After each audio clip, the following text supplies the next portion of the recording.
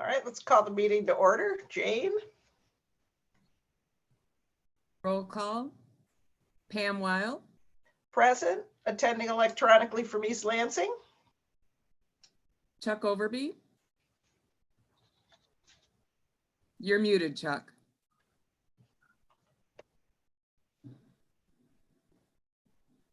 Perhaps I need to unmute myself to do this. I'm present attending electronically from East Lansing, Michigan. Thank you. EJ Buss. Present, attending from East Lansing, Michigan. Attending electronically. Merle Heidemann. Present, attending electronically from East Lansing. Alex Smith. Present, attending electronically from East Lansing. Adam DeLay. Present, attending electronically from East Lansing, Michigan. John Novello.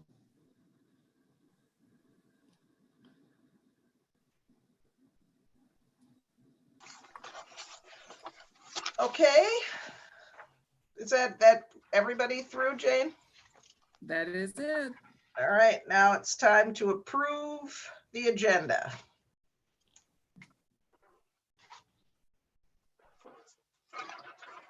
Someone want to move it? So moved. Any I'll discussion? second. EJ. Any discussion? Hearing none and seeing no lips moving, all in favor, say aye. Aye. Aye.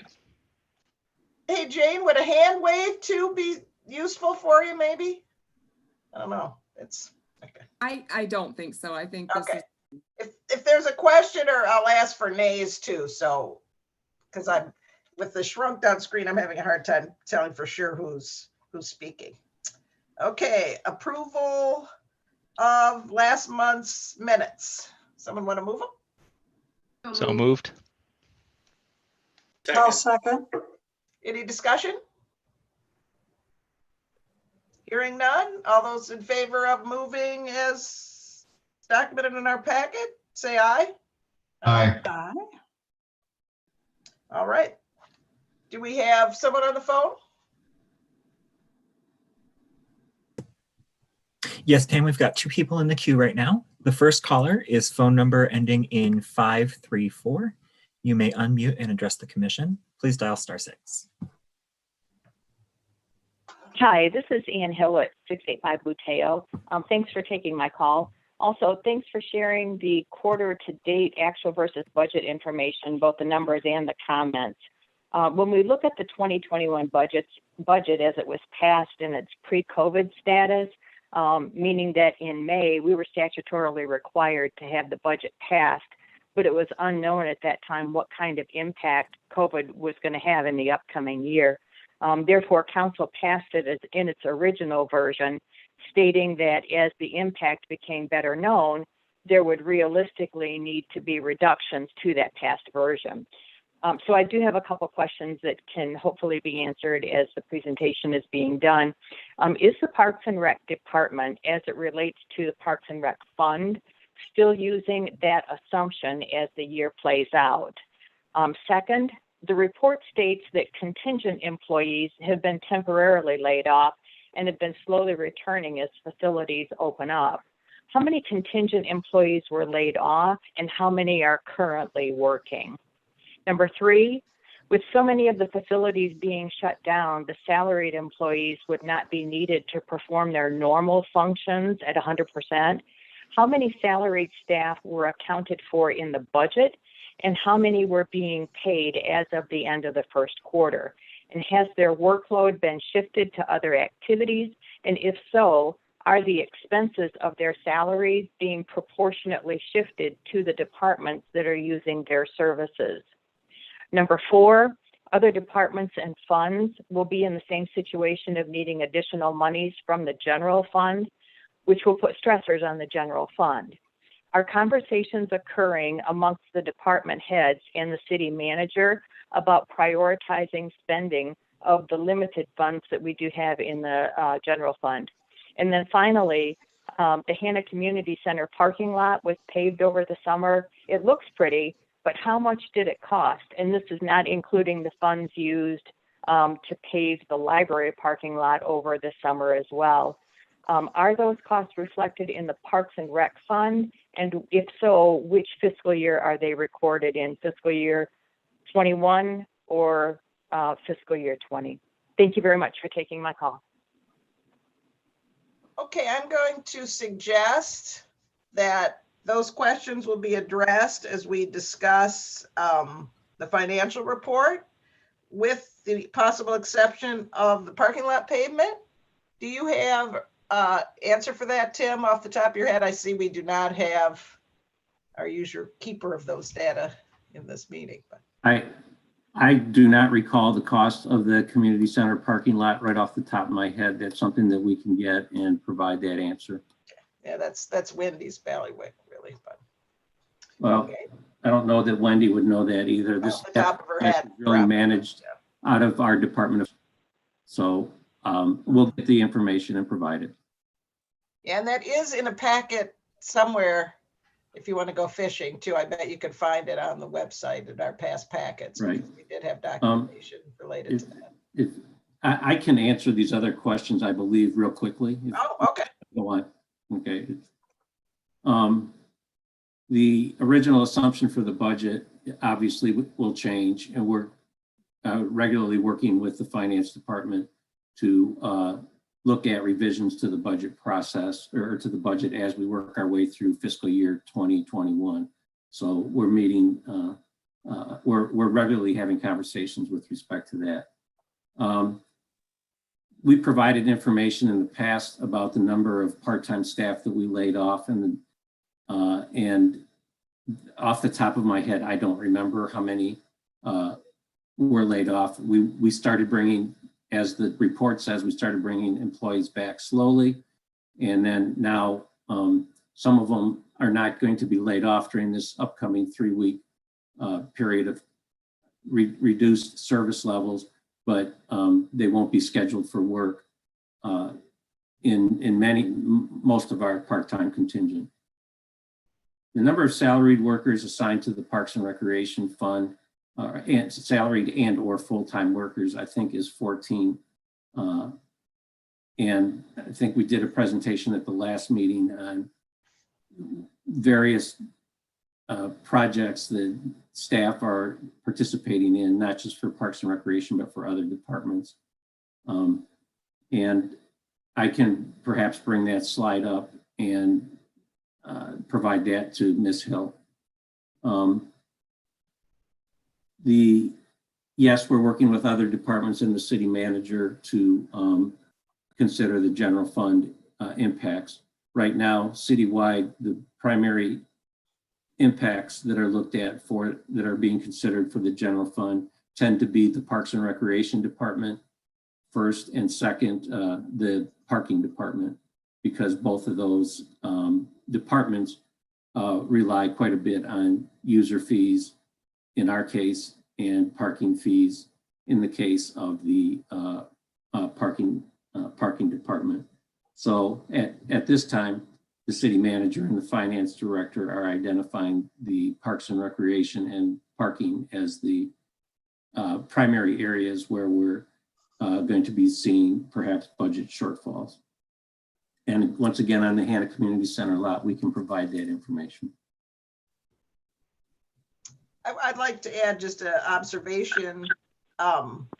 Staff, I'm familiar with the ceramics program, and I can tell you that staff has been working diligently to develop a process for the gradual reopening, the partial reopening, and there's been a lot of that work to be done. So I don't know, there's a lot of work to do. Planning, communicating, that sort of thing. Okay. All right, we Thank have you. another call. Thank you for that.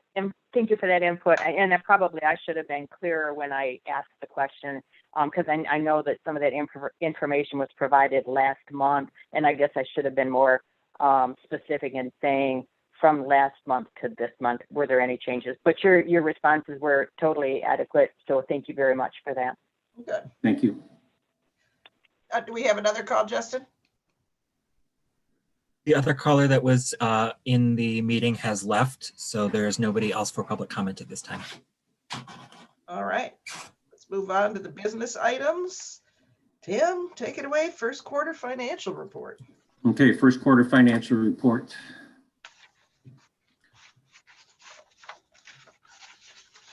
Thank you, Justin. As you can see up on the screen right now is just sort of the overview of the first quarter. And first quarter total revenues of $587,410, expenses of $757,923 for a shortfall of $170,514. So as you can see, we are operating with a budget variance, a negative budget variance, which is certainly anticipated as a result of all the COVID issues. And as just suggested in the response to our resident, we are working with respect to that. The next slide on this topic, just again, similar to what we did last month, identifies by activity area revenues as compared to expenses. We're continuing to look at all of our areas, obviously with the either closing or significant reduction in service levels. Our attendance is way down and significant. It will continue to stay closed for a good portion of our activities, certainly for the next 3 weeks. We anticipate fully into the next fiscal year. And looking towards the future, we will be making further forecasts. And I imagine we'll have a year-end forecast that we can put together likely in December, perhaps as late as January, as that'll be the time when we're preparing to start putting the fiscal year 22 budget together and looking at the year end for this year. So it was a very brief report, I understand, but just wanted to provide that to the commission. Also, I wasn't planning to go through the narrative report. Jane Stone and I worked with the finance department, and the finance department provided a narrative report that was provided in your packet. That's all I have with respect to that item. Okay. To answer any questions. Questions, anybody? Okay. All right, consideration of it. Sorry, I was going to ask, so just in terms of the long-term strategy, I know you said you've been talking to the finance department about different ways of looking at it. You're looking at 170,000 right now, and that if I read it correctly, that's 170,000, even including about a $500,000 general fund transfer. I guess, and I know there's discussions ongoing, but maybe just a sense of what some of the things that are on the table in that regard, in terms of looking at the long-term finances through the rest of the fiscal year. We're doing whatever we can to ensure that we keep our full-time staff on board without having any layoffs of full-time staff. But we'll see how that plays out. So that's one of the things that there's perhaps going to be conversations around that, but we're reluctant to try to do that. One of the perhaps largest things that occurred during the summer of 2020 was we did not open the aquatic center. And I think that there's a high likelihood that we will give serious consideration to not opening the aquatic center again in 2021. Now, that's not there's a couple of things associated with that. We have a considerable amount of work to do at the aquatic center. We want to replace a liner. We have some gutter work to do. We have some cement pavement renovation that we need to do. We have slide restoration that we need to do. So we anticipate that if we did open the aquatic center in 2021, it would be, tough to operate at full capacity, given there'll still be residual associated with the COVID-19. So 2021 would give us the opportunity to get a lot of this renovation work done. Funding for that obviously comes from capital project fund source versus operating fund source. So that's one of the sort of biggest things that we're looking at right now. A final decision has not been made, but we will be making a recommendation to the city manager as well as the city council on that particular item. So that's one example. And those are the types of examples or types of things that we'll be looking at as we continue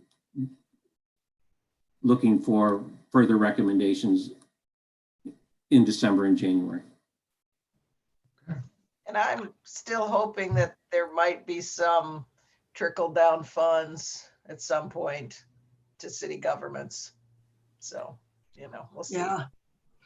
Especially It would be helpful if there was some funds that came to the city government, typically through the state government, the federal funds, if another stimulus package was adopted by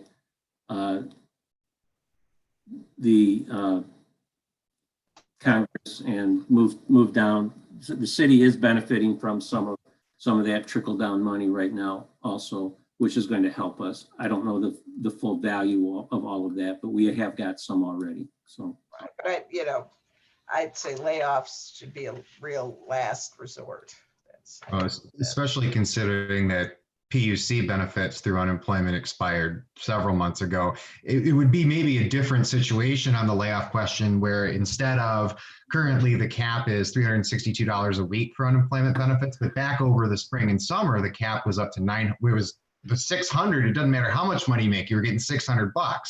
The maximum you'd get was $962 a week. So, you know, if something like that were to come out again, perhaps that would change the conversation about whether or not there'd be any stomach for layoffs as a budgetary measure. But unless there's any other form of federal unemployment assistance, yeah, I totally agree, because the current system just doesn't offer a lot in the way of benefits, and that would be an absolute last resort. Right. And I would argue that that's a negative spiral starting as well. It's not healthy action. Yeah. right. And commissioners will remember that we did take advantage of that work share program, and all but 2 or 3 of our full-time staff were on that work share program in the first quarter of 2020 of the 2021 fiscal year. So, or excuse me, the end of the 2020 fiscal year. I'm sorry. Well, So and I think I agree fully with that. So I think government maintaining normalcy, our parks have been critical, psychological support to. I wish John was here to back me on this. And through this crisis and this, you know, the way we've done it with peaks and valleys, that's taken a lot of staff's time to ride that. There's been a lot of communication. There's been a lot of planning, and so I haven't seen people sitting on their butts, but even if they were, that would be okay too. So thank you. Okay. Are we ready to talk about the initiatives?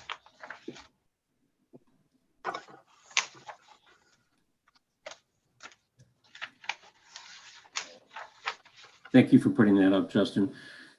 This slide is not foreign to this particular commission.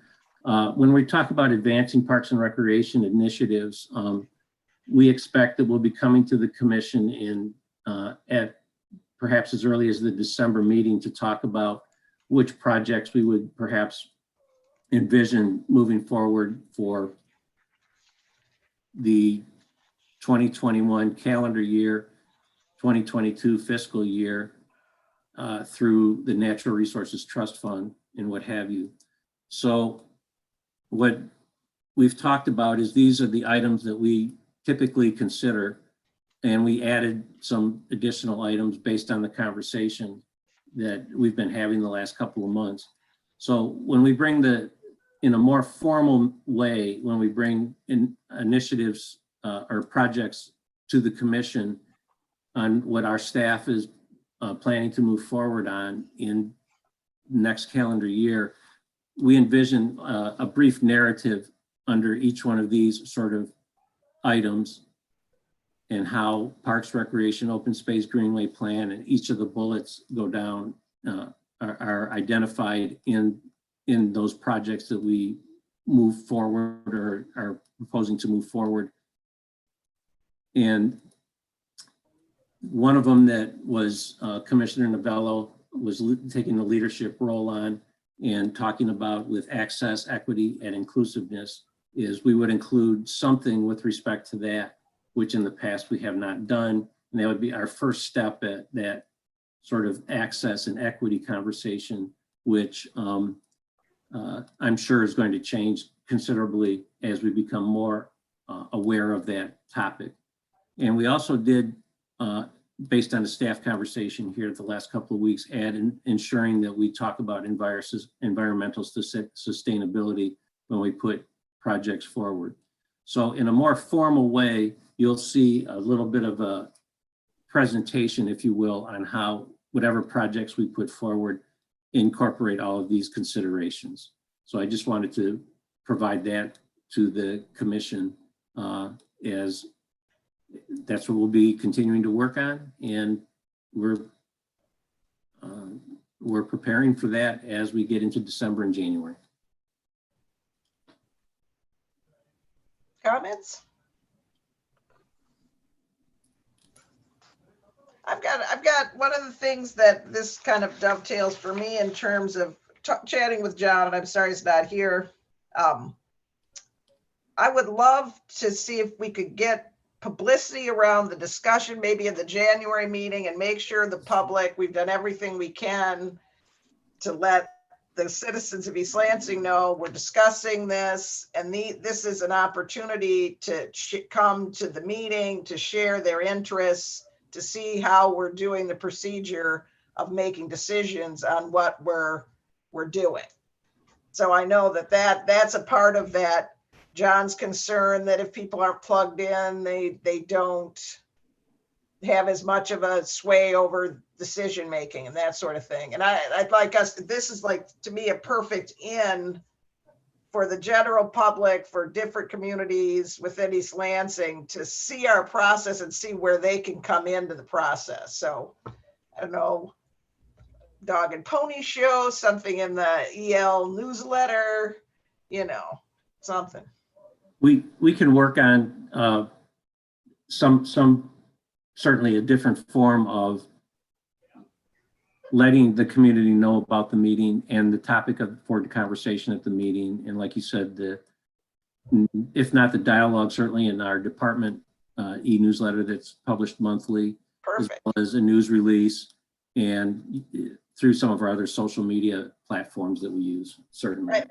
And I totally see this as being a time when people are like, oh, that's how the process works. I'd sure like to see this. And it can come up in front of us. We can, just do our best to reach out and encourage participation. Yeah. We can certainly do that. And go ahead. No, go ahead, and then I'll do mine. My other thought was maybe get this in front of other committees for East Lansing. So FYI, particularly diversity committee, this is going on. We want to make sure you're plugged into the choices that are coming up out of this subcommittee. So, My only question was the first part of the slide there that talked about sort of like open spaces, greenways, things in that. And I know that the goal is going to be to develop this further down the road, but I was just curious, are there places that we are saying this is an open space that we've had our eye on, or this is a greenway that we've been thinking about? I only ask because I know I've talked to you about this before, Tim. I live on Bessemer, and right across the street is city-owned property that's a very large woodsy area that we don't utilize for anything. And so just curious what that looks like or what some of the thoughts we have are. Good question. Some of those open space areas, if you will, like at Bessemer, which is contiguous to the Northern Tier Trail runs through that. and it's contiguous to Harrison Meadows Park. So what we've been envisioning historically with that property is Harrison Meadows Neighborhood Park is the developed park, and the rest of it would be more open space oriented with the trail running through it. Now, as we look towards the future, that park would be a very good park to be able to continue or work on some of our, what I would call open space or natural areas management or enhancement, which is something that has been candidly quite neglected as far as what we've been able to do. All of our open space type of parks like that tend to have quite a bit of invasives in them. And we have a volunteer program that kind of works with those types of things. Actually, Justin leads the stewardship program, and we do various volunteer opportunities on a regular basis. But that's an example of a park that we would leave as an open space park. As you go further north on the Northern Tier Trail, you then of course run into Abbott Park. There again, that's another park that's envisioned to be a open space park, and not a lot of development with respect to that. Perhaps improving access to the entry drives that access the trail system might be some form of development, but mainly trying to maintain that as an open space park. White Park is an example right now of a park that we just did quite a bit of natural area enhancements to. And that was, excavating the pond to improve the fisheries, putting trail through White Park to improve access and provide more opportunities for access in an open space area. So I think those are the primary open space areas that we have. Well, we've also got Fine Park, which has some open space in there, but those areas that are open space now that's the limited, perhaps, open spaces that we have, and continuing to focus those as natural areas versus developed areas. So Sure. Question. So. No, it definitely does. One thing I would ask is, if I were to walk across the street and into that natural area, can I do that? Sure. Am I allowed? Because that's the thing. I think a lot of folks, because when I see, and not to get too much into it, but like when I see folks go down Bessemer, they always look in there, and I can tell that they want to walk in there or they want to check it out. But even since I've moved here, I've always been like, I don't think I can go back there. So I just wonder if that's something that we could, because I do think there would be some interest. There's a lot of wildlife I've seen back there, and I think it's something that, to your point, just improving access to, or even signage for, just letting people know, like, because it's a beautiful shot out of my living room window, and just to the extent people could even just take a few steps in there if they wanted to. I mean, this obviously gets into a bigger issue that I had talked to you about, which is, and I don't want to take up too much of the commission's time, but sort of my pie in the sky that connects a lot of dots is that the house next door to mine, 207 Bessemer, is the house that was purchased by Dr. Robert Greene in the 1960s, which was the first African-American home in East Lansing. And so I've talked with Councilmember Bacon about maybe trying to do a historical marker from the state of Michigan or something like that on that street. And I think it would dovetail nicely if you've got a large open recreational area that you could then even name after Dr. Greene, and that would fit with, I think, the naming things that we've talked about. I am getting months ahead, I am sure, of what we've been talking about, but just what I've seen and what I've seen with the commission in the meeting and a half I've been to, I just think that's where I'm getting at. And now the entire commission knows what my motivations are in terms of those questions. That's kind of the envisionment the vision that I have for that area, and why I ask about the utilization of that green space, even to keep it as an open area, which is one maybe with some access, a name, and maybe a marker of some sort. Yeah, if we could incorporate that into a sort of first start out with a concept plan for something of that nature. Seems to me that that's something that the community would embrace and move into just without any problem at all if you take a portion of that area and kind of do some development. Sounds like Councilmember Bacon wants in. So. Yeah, I think, honestly, Adam, I think if that's a project you want to take on or spearhead, I think there is a sense of urgency with all that stuff. We were working on some things in the MLK Commission as well around, we're seeing that iconic group kind of departing, like we were at the end of that era. So, I mean, really, there is actually a need for a bit of urgency for Dr. Green or anyone else that we're attempting to honor. We're trying to do some of the same things on the MLK Commission around honoring people, and some of the people on those lists, we've lost some of them right in this window of 2020. So, yeah, you're on it, but I think there is a slight sense of urgency if we want to have him not be posthumous. And that's the thing is I know that, we want to do this in a way that is constructive and that listens to folks. And so I don't want to start mashing on any toes. But at the same hand, to your point, I think it's something that it sort of just lines up pretty well. I have to talk to my neighbors. I'd like to talk to them about it, but they're very nice. I think that they would be interested in it. So maybe we could go offline and maybe I could reach out to you, Tim, and maybe Elaine Hardy as well would be a good person to bring in on that in an email, and then we can kind of start to build off that.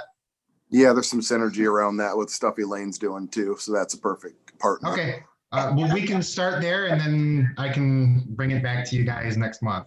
Yeah, both individuals, but also reminding the next generation of what went on. Because I'm afraid as we lose the people, we lose the people, and then it's as if stuff never happened.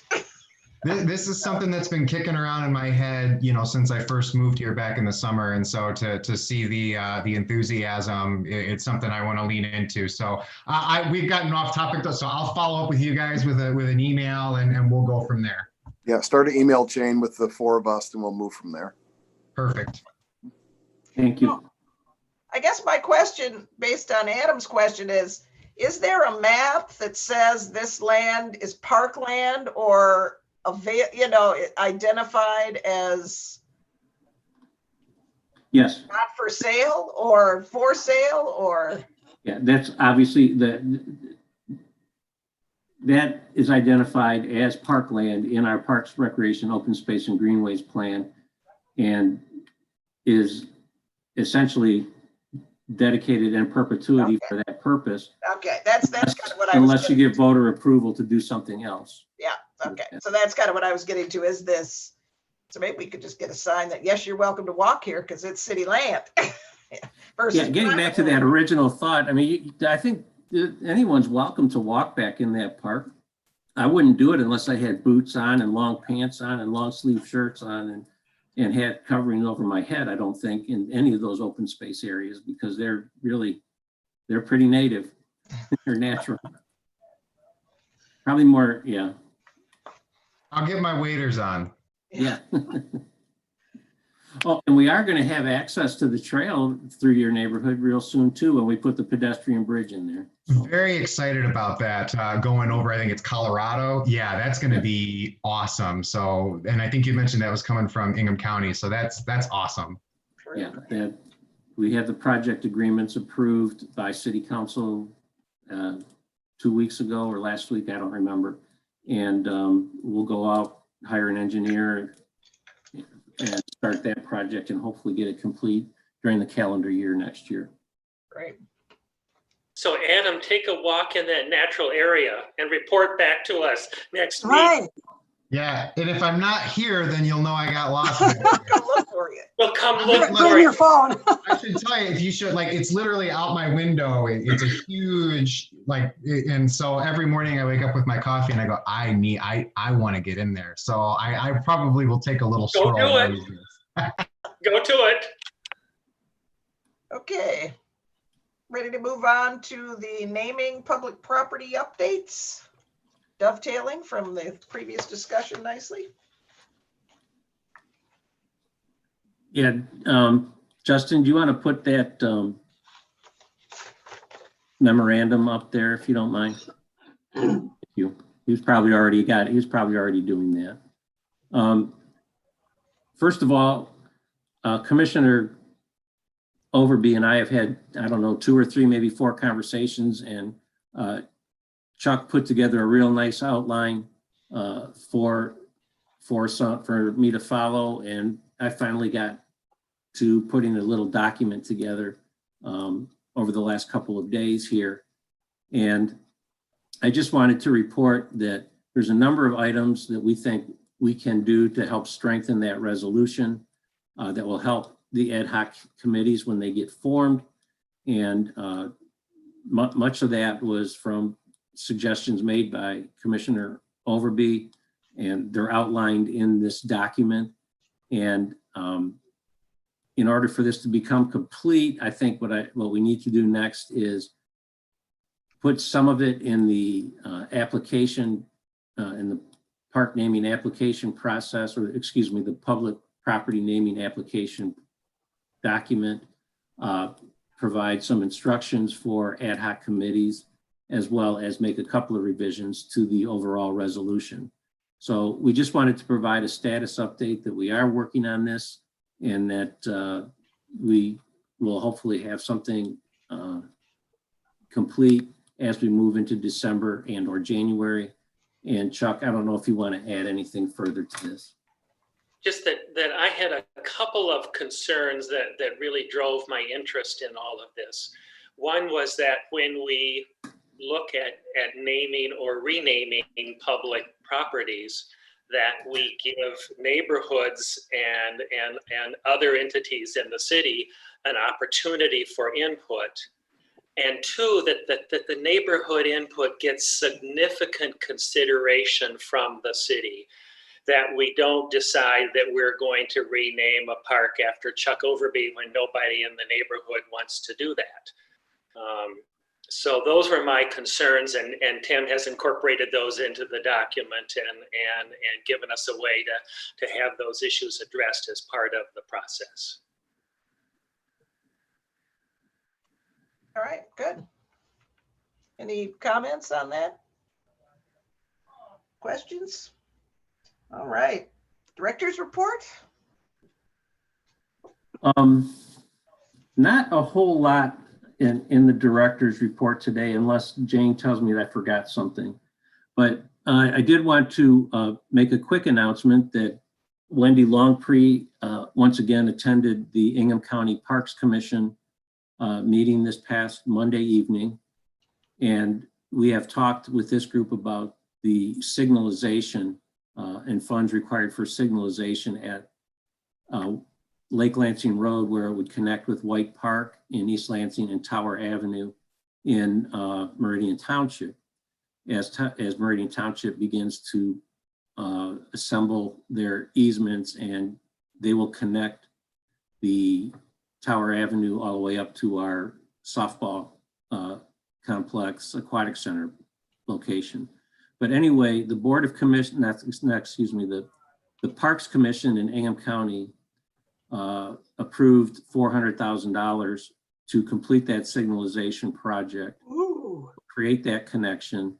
It does need to go through the County Services Committee, the County Finance Committee, and the full Board of Commissioners. But we expect a final approval of funds for that signalization project, which will create a very nice connection that will go from White Park into Meridian Township and back into East Lansing. So we're pretty excited about that. And once again, thank you to Wendy Longpre for her work on that. And we expect the final approval will come in December from the Board of Commissioners, or possibly January. So I wanted to make that announcement. And Jane, was I supposed to talk about anything else? Yes. Oh, the annual schedule form for meetings. We've provided a draft schedule of meetings for 2021. We're not asking the commission to approve this tonight. We're just asking you to look at it to see if there are any things that you might want to talk about, and then we'll ask for approval at the 2021 meeting. This typically is something that we just say, okay, it's always the third Wednesday of the month, and we're ready to go. But now we have to reserve Zoom, the Zoom platform. So we're going to put more time and effort into this. And if we see any sort of what do I want to call, discrepancies or conflicts with any of the other boards or commissions, we'll make sure that between now and next month, we provide that to the commission. So that's what we want to do for the 2021 meeting schedule. So you'll have an opportunity to look at that, and we'll put it on the agenda for December. Finally, the meeting in December is scheduled. Obviously, the third Wednesday of the month is the 16th. Some members of the commission that have been on for a while might remember that we did talk about moving it up 1 week last year when we set the meeting date for December, and through some housekeeping items, we did get it on the master schedule, but we didn't change it on the schedule with you folks. My suggestion is that we just go ahead and leave it as the third Wednesday of December, December 16th, I believe the date is. And then we'll just go back to the master schedule and change from the 9th to the 16th. And part of the reason the conversation came up last year is we got to the third week in December last year, and we had some holiday activities that were creating conflicts. Well, I don't know.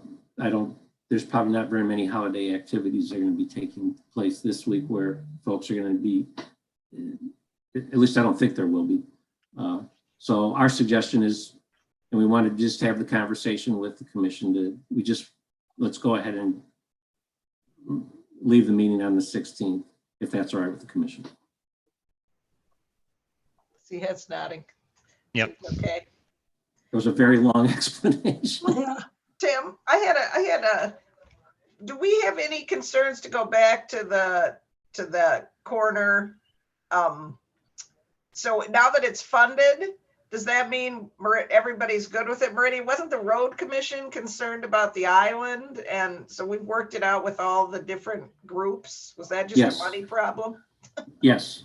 In fact, we asked the County Road Commission for some funds to do that. And that, was kind of a little thing that went on within the county organization. But So everybody's on board. everybody's on board, yes. There's, there again, Wendy Longpree has been working with the County Road Commission, Meridian Township, City of East Lansing Department of Public Works, and assembling all of those agencies and everyone coming to agreement. We're all there now, so Yeah, good for Wendy. That's herding cats. Good for her. very nice job. And the county, because Great help from Nicole McPherson in our Public Works Department. Excellent. Great help from Giannis Estradi from Meridian Township. He's one of the planners over there. Okay, anything else? Any questions for the director? All right, Alex, commissioners. Oh, do we want to talk anything about proposal 1? Yay, it passed. Everybody liked it.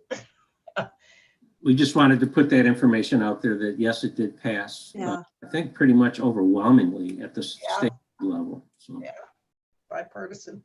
Okay. Alex, do you have any communication? Nothing additional tonight. Thank you. Chuck, do you have anything for us? I want to mention just a little bit of unfinished business from the Bailey Park ribbon cutting. As you may know, it was Mother Nature cut it short for us. Oh, yes, that was fun. She actually cut it very short for us. We cut the ribbon and then scattered.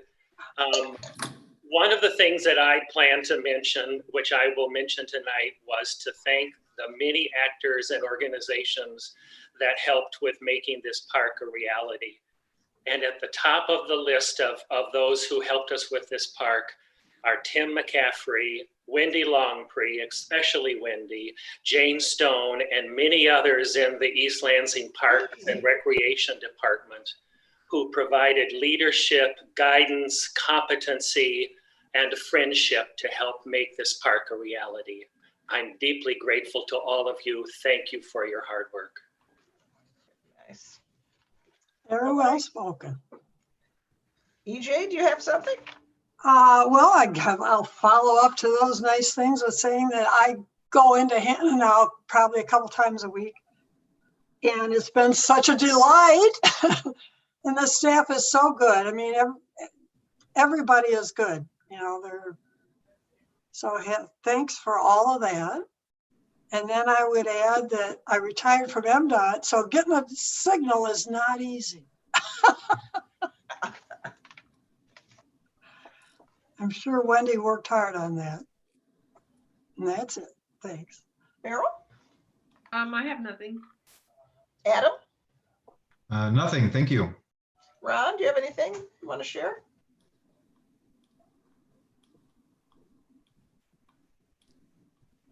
I don't think so. Just good to see you all. All right, yeah, good. Everybody looks good. All right, if there's no other comments, I will adjourn the meeting. Hey. All right.